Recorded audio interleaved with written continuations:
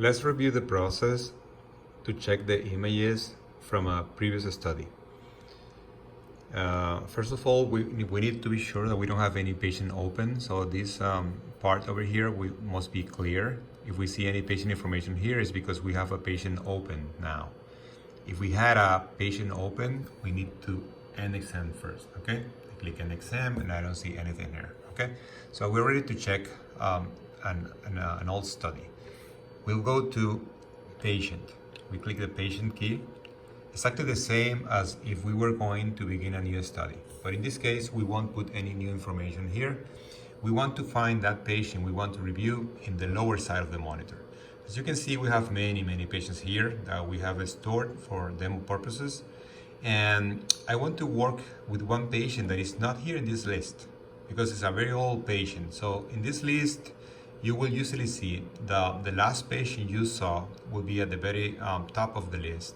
And then the older patients will be at the bottom of the list. But in this case, I don't see the patient that I want to review. That patient is a fake patient. The name is Rivera.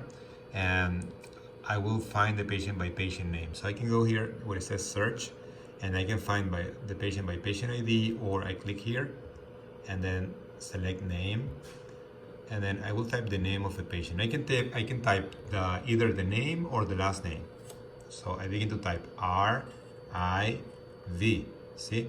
And then the system already filtered that patient, Rivera. So once I find the patient, we did a study for that patient on October 9th, okay? And I will do one click on the patient name. When I say one click, is this bottom here to the right side of the trackball, okay? So I place the cursor over the patient name and I do one click. The patient is highlighted and you see the patient information over here in gray. And at this moment, we can open that study. To open the study, we will click exit, okay?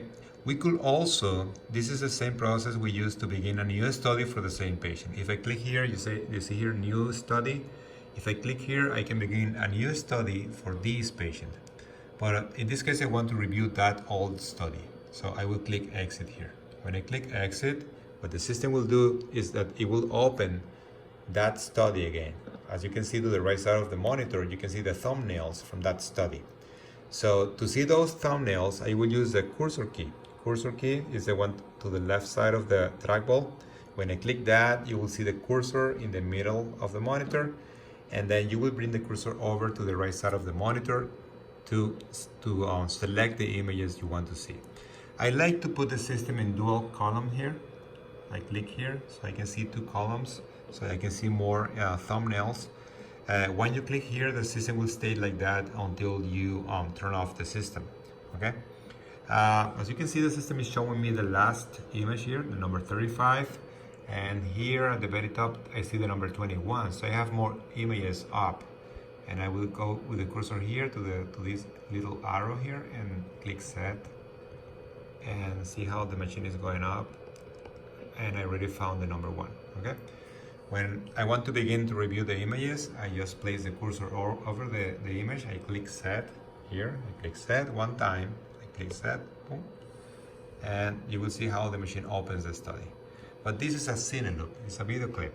You know that it's a video clip because it has this little icon here. That means that it's a video clip like this, all these are video clips. These three are still images, okay? So because this is a video clip, we want to see the playback, right? And there is a function over here which is run and stop. If I click here, the machine will begin to run and stop, to run the video clip, okay?